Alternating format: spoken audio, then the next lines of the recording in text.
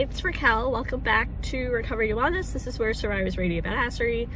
It is currently August 16th, 2025, and this is day 4 hospital free. I think this video might be a little long. Like, I'll continue filming the videos at least for the time that I'm, like, definitely for the time that I'm out of work, to keep myself busy and just cataloging my brain and, like, I guess cataloging my brain, but also like kind of updating you guys more in real time than even what I did when I was struggling through the meat of it, in a sense. So, because I think it'd be interesting. I honestly think it'd be interesting, and I think it would just be, it would serve, like, I mean, it's a fantastic opportunity to film something and really sort of continue to process. I won't go into all the specifics and all the details with you guys because it's the internet, but just start to sort of process and start to kind of identify different warning signs or different sort of messages that I have to impart, in a sense. I think when I was still in crisis in July, I think I filmed a couple videos like that, but I haven't actually gone back to look at all the footage. I know I filmed a couple book reviews. I have to do a bunch of book reviews this weekend. And then the other thing I was thinking about was I'm going to film, I'm filming right now, but I'm going to edit together the first video I did right when I got out of the hospital, my discharge day, and I'm going to edit that and put that out today. Because that way it'll make sense why I'm doing days, you know, number of days outside of the hospital and stuff like that, so to make it make sense. And then I think I might edit a book review or like a haul or like a nature video, and just kind of also have that as kind of a buffer, in a sense. Also, I found out, so today is day 4 hospital free, and I lost another subscriber. So I'm trying to not take it personal, which means I'm definitely taking it personal. I think it's mainly, like, it's hard, I guess, because on the one hand, I have lived through the last 2 months, maybe and a half months, so a little over 2 months or so, so I know the context of everything going on. But because I've been absent on YouTube and not posting directly on Reddit, no one else really knows that. So I think maybe people have thought I just abandoned my channel and I'm not going to come back and I'm not, you know, gonna do anything further with it, which is not the case, or no longer the case now. So, because, you know, I guess, I mean, I wasn't going to abandon the channel, but if I would have acted on my suicidal thoughts, I would have been dead. So I would not have gone back to my channel. So in that sense, but we're not in that reality anymore. So I don't, it's just, I don't know, it's confusing. But like, so I am still here. I'm still fucking here, and I am going to come back to YouTube.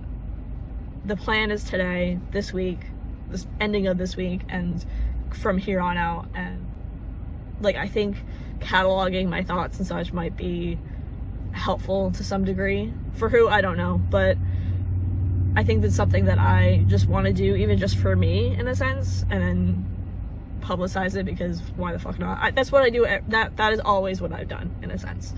And I definitely also don't want you guys to feel like you have to, like, a large part of the reason I kept it all to myself, even though I was filming it over time, even there were some videos that I filmed where I explained further context, and then there were videos that I filmed that were less of the context. But like, I could tell looking back on it, like, I was not okay. Like, I was not mentally sound. And like, I think it was noticeable, and like that I even picked up on it when looking back on it.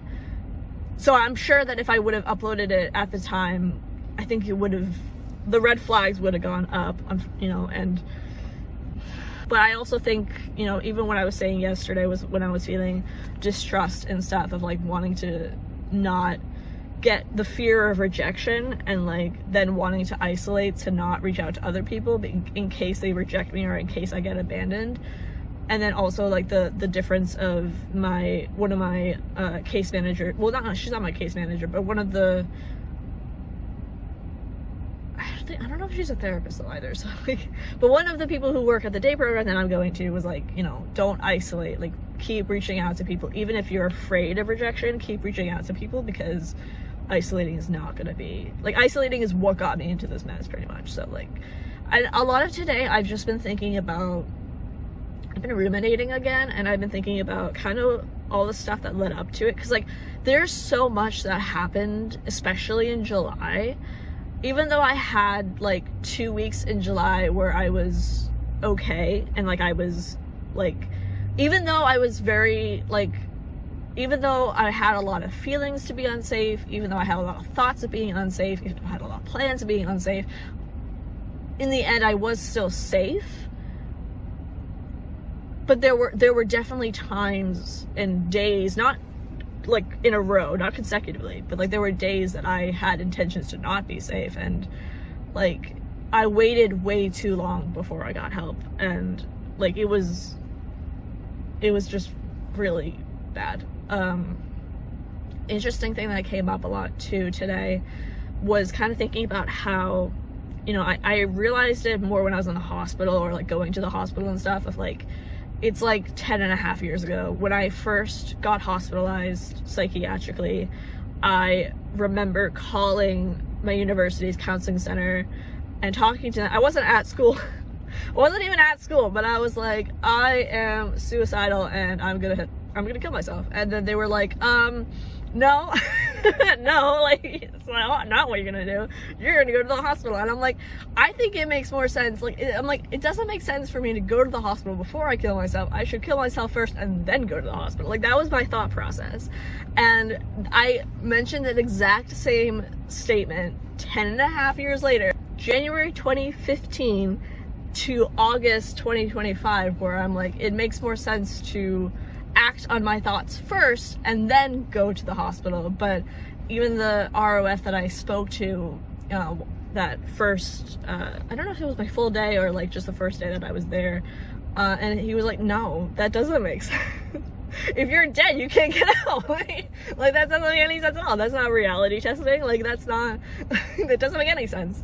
And like, it was just like that kind of like, I don't know, like, and like honestly, like, it took like 4 days before somebody gave me a pen. I still gave them back the pen cap, but like, it was 4 days of being in the psych hospital in August 2025 before I was like, a pen is just a pen. Like, I was no longer viewing it as like a method.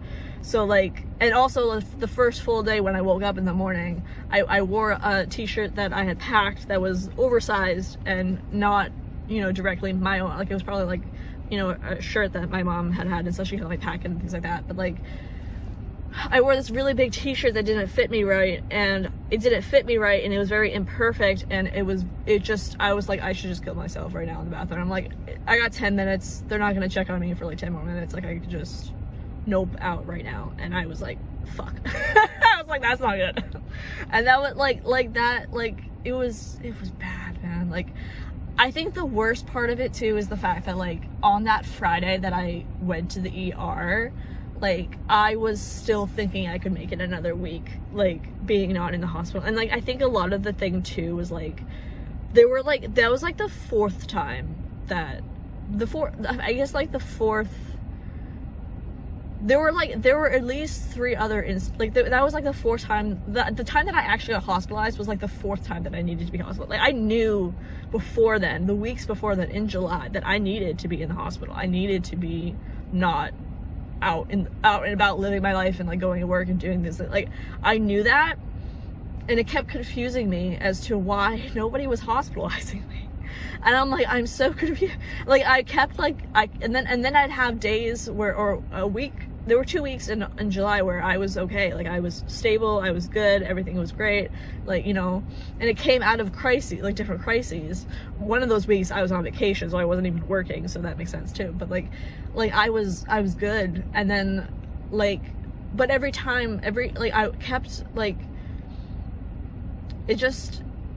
it's like, I guess it's a little frustrating, but every time that I kept not being hospital, despite the fact that I knew internally I was feeling like a psych hospital patient, it was just that externally I was still a psych hospital employee. And it was like, I am not being hospitalized, and therefore if I'm not being hospitalized, maybe I'm wrong, right? Maybe I'm not as bad off as I think I am, that I know from experience I would be hospitalized for. Like, and then also I got like a part of it, a thought that I had, I think I filmed it on video that I explained it, but I feel like at one point I did feel like the longer I was going without being hospitalized, the more of that push and pull. Should I be in the hospital? Do I need to get help? I don't think I was even thinking about getting help, but like, do I need to be in the hospital? Should I be in the hospital? I'm not in the hospital. What do I do? Like, that kind of thing, like that back and forth was just leading to more suffering than if I would have just said, okay, like, sort of just lay down my flags and be like, okay, I am going to the hospital today. Like, that would have let me be in less suffering than me constantly being like, do I need to be in the hospital? Should I be in the hospital? Should I go right now? Can I wait another week? That kind of thing. Like, unfortunately. So yeah, like, I genuinely, like, I don't know how much that is helpful information for any people, but like, genuinely, if you think it's time to be hospitalized psychiatrically, go to the hospital. Like, don't wait. Like my thing too was like, when I was in crisis and stuff, was like, I was like, I'm not an immediate danger to myself. Like, I wasn't gonna hurt it wasn't like, the crisis was right now, not right now, but like, not right now when I'm filming this, but like, the crisis when I was in it was right now. And like, but I was not an immediate danger to yourself. It's like, I'm gonna hurt myself right now, which was not the case for me. But I did feel that I was an imminent danger to myself, which imminent means more like sometime soon. Not today, not tomorrow, but soon. Like, sometime soon. And like, I really feel like there were times where I could safety contract, but there were also times that when I couldn't safety contract, I just stopped filming videos, I stopped reaching out to people, and I just kept it all inside. And like, my brain was in full like, my brain was, I noticed on that Monday, the week that I went to go to the ER at the end of that week, that Monday, I think it was the I just figured it out. Yeah, that Monday, July 28th, 2025, I started to feel like I was losing control. Like, what makes me Raquel, who I am as Raquel in recovery and things like that, I'm starting to lose control. And it wasn't scary, like, I wasn't afraid, but I had enough peripheral understanding that it was concerning. So I was very careful in how much I went into detail to the people that I was talking to about what was going on, in a sense. It was very, very not good. And it's still kind of weird. Oh, because that Monday too was the time that I don't know if I told you guys this before too. I had called EAP after hours on that Monday, and had a not so good experience with, well, like, it was like the one out of like 10 times I had called over the last year that was actually very triggering, and I didn't realize until I was at home and I was like shaking physically and like was upset. And I was telling my friend Mike from Michigan about it, but they had actually, like, I told them what my plan was to hurt myself, and I don't remember what her name was. I wouldn't tell you anyway, but like, I don't remember what her name was, but I remember she verbatim said, well, that wouldn't kill you, that would just be self-harm. And I was like, depends where I blank. And it's like, that was just so, like, I guess invalidating, and just like, really, like, dude, like, it definitely felt like, to me, was like, oh, so we want to fuck around and find out, like, well, I'm down, like, let's do it. Like, I don't, I don't know, that always like triggers BPD kind of stuff to me, like, BPD mode activated, like, let's go find out, because like, I don't give a shit, like, it's like I'm down to like fuck some shit up, let's go, like, like, which is like not helpful. But sorry, I'm so, again, like, a lot of this is on my mind today. Hospital free, day 4 hospital free, and I'm just like thinking about it. I'm probably ruminating, honestly. That might be what I'm doing. And I think, like, especially because like my trip to like day program is longer than when I went to passages, so like, I think also sometimes then I think about stuff a lot and like just kind of get like lost in my head a little bit. I did have a massage today though, so that was really good, and I was able to be like kind of present for that at times, so that was good. And I also have determined that I'm going to buy a pack of gum, like mint gum, to be in my car, because that's also another thing. Like, yesterday I had a couple pieces of gum, well, no, mint, but I have this one piece of gum in my car, and I had a different like a dark blue one yesterday, and I was like, I picked it up and I'm like, oh, I'm gonna have this now to like center myself, ground myself, be in the present moment. But then I was like, oh, but I should really wait until I'm worse off before I have the gum. Like I should wait, like push it off for another time instead of using it right now. And that is like the perfect epitome of how I was with everything, like before hospitalization, in the hospital, like all this kind of stuff. Like I was always being like, oh, I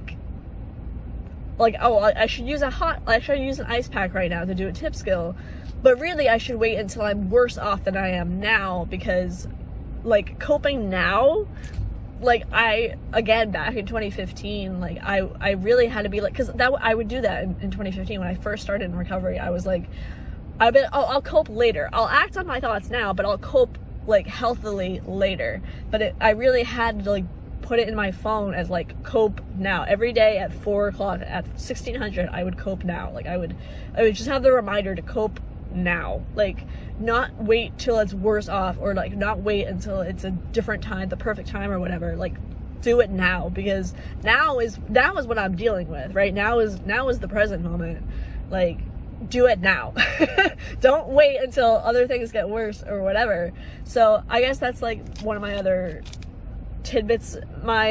From lived experience advice, I would say, if you're starting to have thoughts of like, oh, I should hurt myself now but cope in a healthy way later, no, cope now, cope in a healthy way now, so that you prevent yourself from getting into a position where you will actually hurt yourself in a different way, or in an unhealthy way, an unhealthy, harmful, damaging, destructive, or life-ending way.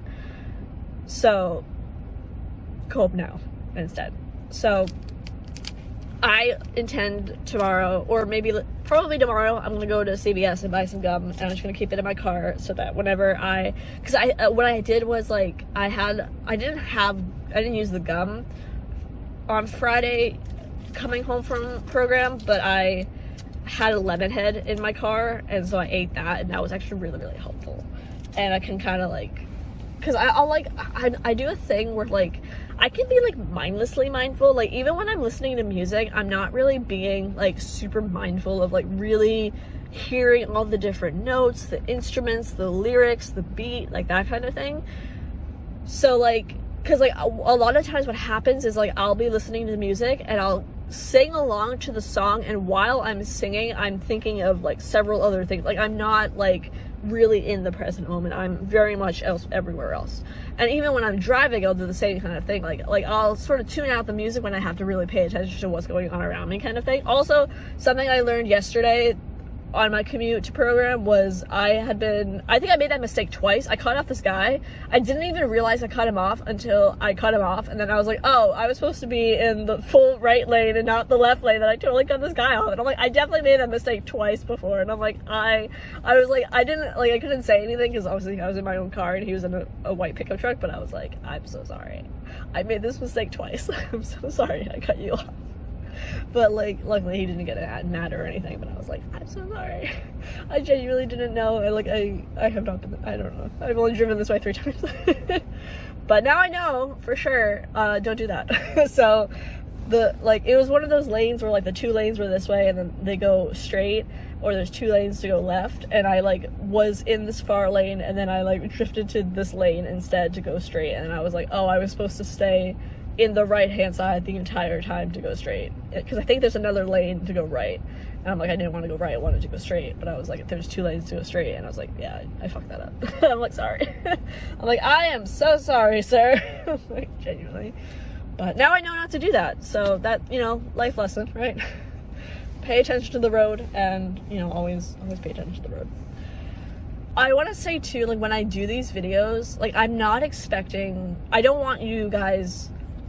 One of the reasons I held off so long in telling you guys about everything that was going on in real time and such was like, I don't want to put you in a position where you feel that you have to A, intervene, or B, like you're so concerned for me of like my safety and stuff, or like you feel that like I'm not realizing how either serious or emergency it is in a sense by me talking about it, because I'm just because like I think also too, I got really desensitized to it in July, where it was so much of my thoughts were on death, dying, and suicide and self-harm that like it wasn't concerning. Like, I wasn't concerned, but I knew I had enough awareness to be like, this is probably concerning, and I said that statement a few times, but it like wasn't like computing as like, I need to go to the hospital now. Like, it was like, no, I'll go to the hospital like next week. Like, I can make it another week, but it's like, I can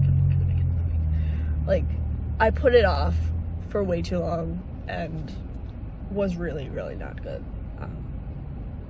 And I think even now, because I've been stuffing things down so much, like, also I've learned, so 2.5 years ago, I started talking about how anxiety, especially anxiety, but also distress in general, for like mental distress and such, I sort of use the term internal screaming, which internal screaming is felt for me in like chest and like a little bit of my stomach area, like that's the where in the body it is.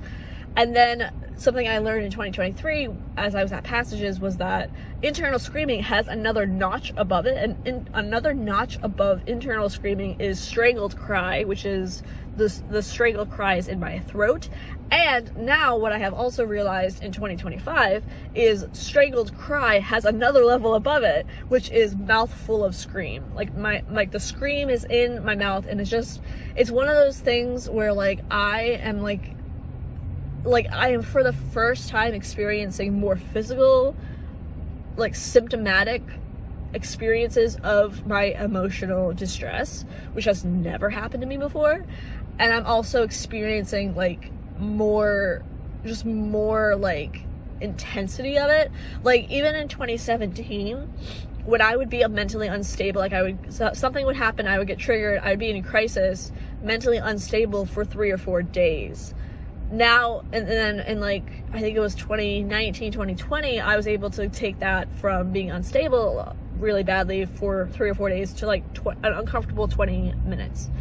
And now in 2025, I've been mentally unstable, like high key in crisis for at least 7 days. However, within the 7 days, there were moments and times of reprieve. So I wasn't always fully like heightened crisis all the time.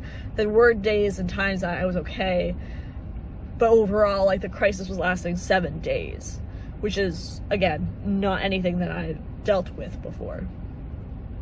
So mouthful of scream is a new one.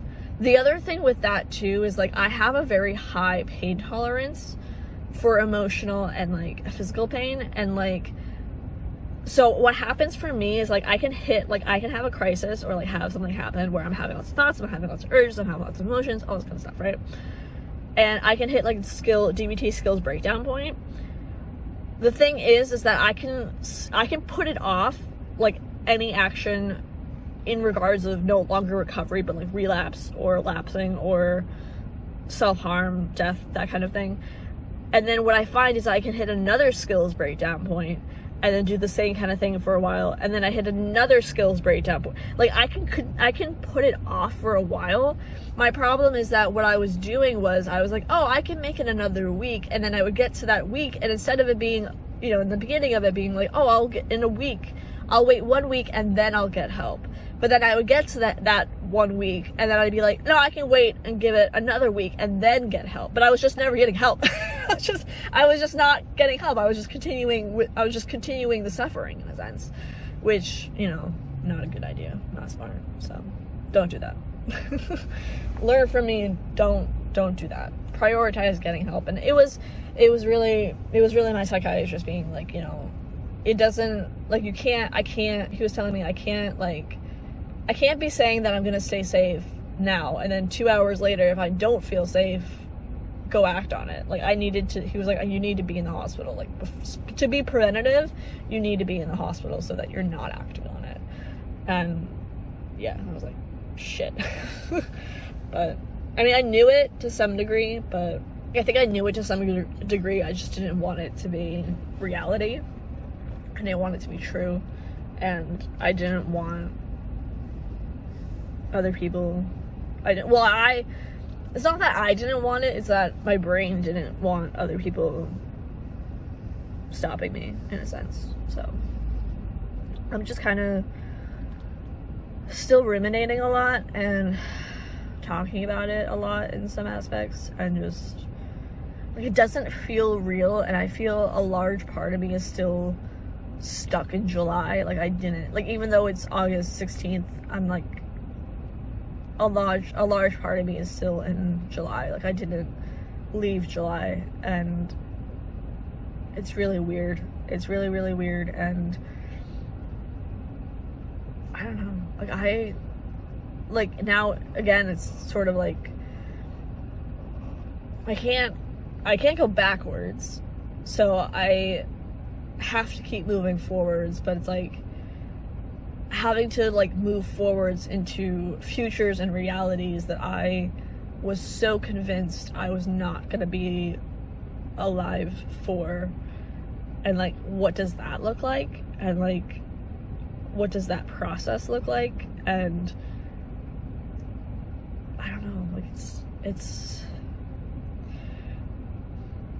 I don't know. On the plus side, I totally started I worked on a new chapter for a fanfic, and I have that going, so I'm pretty excited about that. So I had a video that a few videos I filmed in July about fanfiction that I could work on. So I don't know. So day 4, hospital free, is just ruminations and processing and trying to make sense of what doesn't make sense. On the plus side, I returned some books, so that's good. Filmed this part. At least you, the viewer, can opt to not listen to it.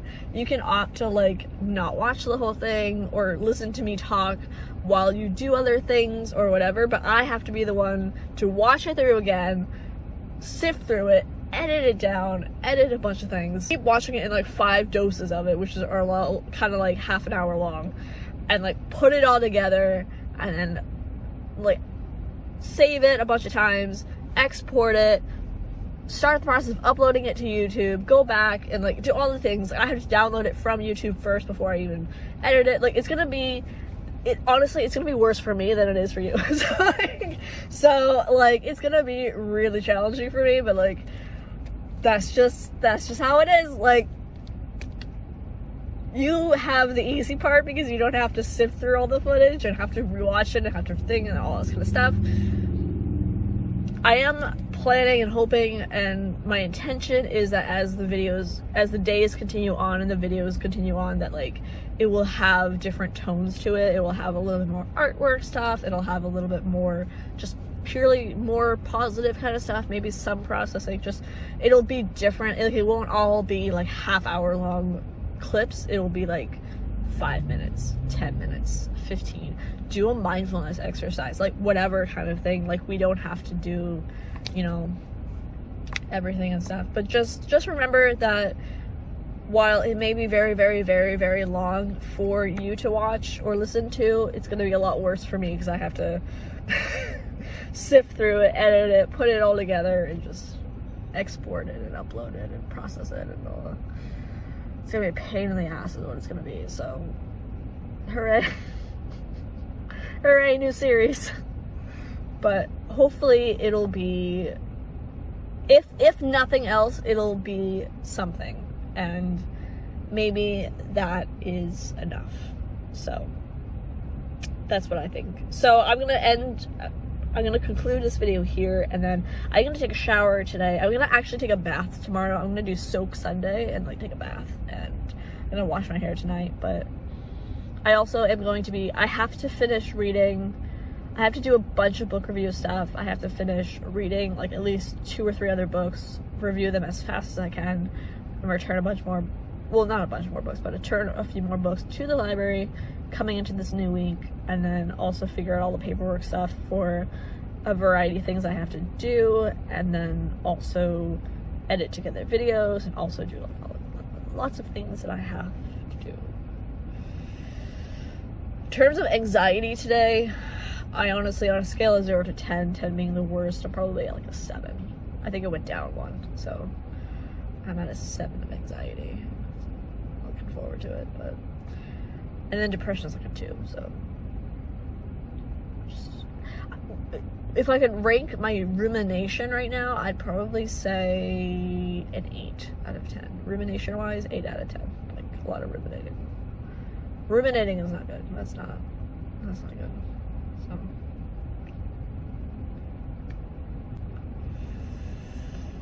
okay, I'm going to close off here. So for this part at least, thanks for listening to me talk. And I guess if it's been a long time since you were hospitalized psychiatrically, if you've ever been hospitalized psychiatrically, how much do you remember of your process or processes after hospitalization? Like, am I on the right track in a sense? I mean, it was my 14th admission, but like, does it make sense that what I'm struggling with is still what I'm struggling with? Or like, because I think like being back out of the hospital, although it's been less than a week, it's been 4 days, so it's not been very long, but like it's one of those things where like I feel like it's not been very long since I've been out, and having to be back out in the world where there is access to pretty much everything, and like I'm not actively suicidal or anything, like I'm not gonna hurt myself, it's just like all the things that I didn't have to directly think about or like directly face in the hospital are things I have to face right now. And it's like when I don't feel as strong enough to face all that and to be able to be like, everything's gonna work out, like it's just really hard. And I think also like the fact of like going from like at least, you know, more or less 24/7 support to a lot less 24/7 support, and a lot like how much I have to rely on other people to help me through things. And like, again, like when I'm sharing this stuff, I don't want you guys to be like my therapist. I don't really have a therapist right now, but like that's a whole other problem. But I don't want to put it on you to make you feel like you have to take care of me or anything, because that's my responsibility. So I guess I'm trying to do what I can and just find a way through it that,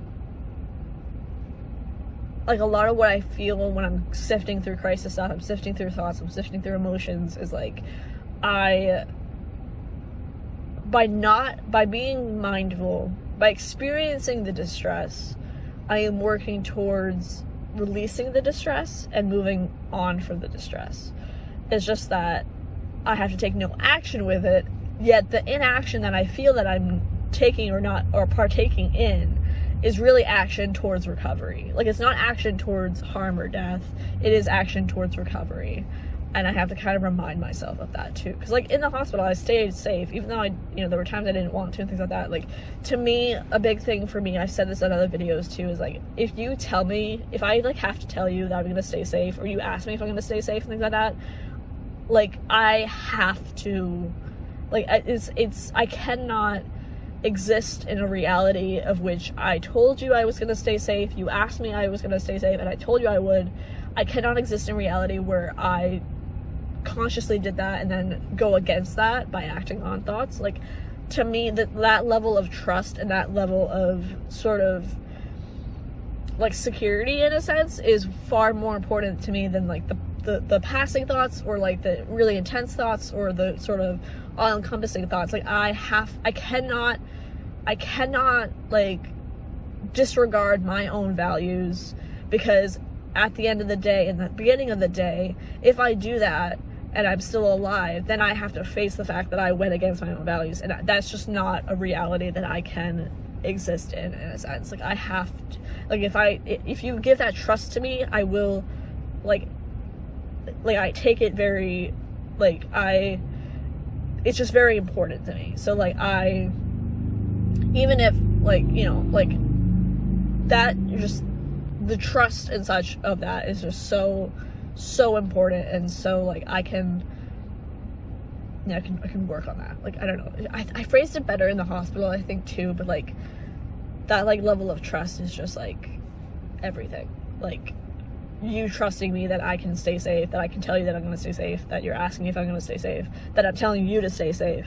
Like, which when I tell you to stay safe, I mean for me to stay safe as well. So like, that is like a commitment that I have to uphold no matter what. And I don't take that lightly. Like, that's a very, like if I can't do it, I just will isolate and like not tell you. Like it's one of those things. Like I can't knowingly go against it. Like it's law to me. Like I have to abide by it, because otherwise, what do I have? Who am I at that point, in a sense? You know, at least for me, just for me. Like that is law. Like you put your trust in me.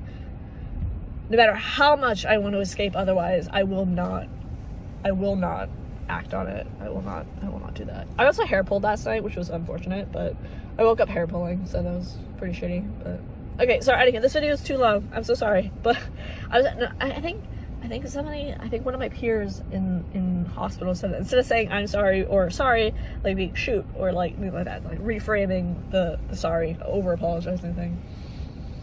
Yeah, I guess I don't know if that makes sense. I don't know. Hi. Guiding like a lighthouse to I will leave